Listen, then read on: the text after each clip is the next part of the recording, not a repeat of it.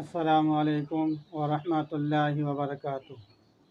নাহমাদুহু ওয়া নুসাল্লি আলা রাসূলিহিল কারীম, আম্মা বা'দ। আউযু বিল্লাহি মিনাশ শাইতানির রাজীম। বিসমিল্লাহির রাহমানির রাহিম।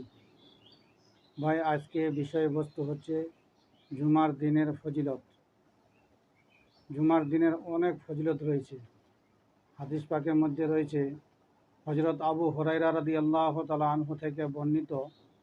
তিনি বলেন, রাসূলুল্লাহ সাল্লাল্লাহু আলাইহি সাল্লাম ইরশাদ করেছেন, সূর্য উদিত হয় দিনসমূহের মধ্যে জুমার দিনেই হলো সবচেয়ে উত্তম দিন। এই দিনেই হজরত আদম আলাইহিস সালামকে সৃষ্টি করা হইয়াছে। অতঃপর এই দিনেই তাকে জান্নাতে প্রবেশ করানো হইয়াছে এবং এই দিনেই তাকে আবার তা থেকে বের করানো হয়েছে, অর্থাৎ জান্নাত থেকে বের করানো হয়েছে। কিয়ামত জুমার দিনেই কায়েম হইবে। মুসলিম শরীফ, মিশকাত শরীফ, 119 নম্বর হাদিস।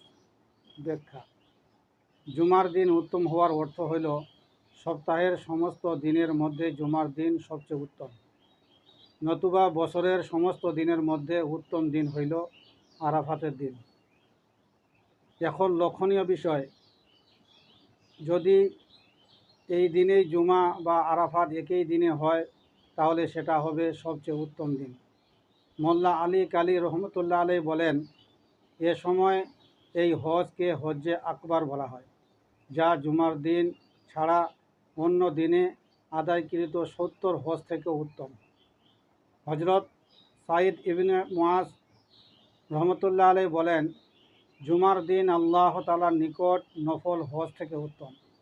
হজরত ইবনে আব্বাস রাদিয়াল্লাহু তাআলা আনহু ইরশাদ করেন, জুমার দিন এমন এক মুহূর্ত আছে, যদি কোনো মুমিন বান্দা একে পায় এবং তাতে আল্লাহর নিকট কোনো কল্যাণ চায়, তাহলে আল্লাহ পাক অবশ্যই তাকে তা দান করেন। বুখারী মুসলিম, হাদিস নাম্বার 119। ভাই, জুমার দিনে আদায়ের ফজিলত। জুমার দিন যে আদায় করব তার ফজিলত হচ্ছে, হাদিসে এসছে হজরত আবু হুরায়রা রাদিয়াল্লাহু তাআলা আনহু বলেন, রাসূল আকরাম সাল্লাল্লাহু আলাইহি সাল্লাম ইরশাদ করেন, জুমার দিন ফেরেশতারা মসজিদের দরওয়াজায় দণ্ডায়মান হয়ে যান। প্রথম আগমনকারীর নাম প্রথমে, তারপর আগমনকারীর নাম তারপরে লেখেন।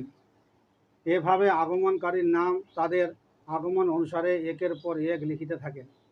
যে ব্যক্তি সকাল সকাল আগমন করে সে উট সাদকা করার সওয়াব লাভ করে। তারপর আগমনকারী গাভী সাদকা করার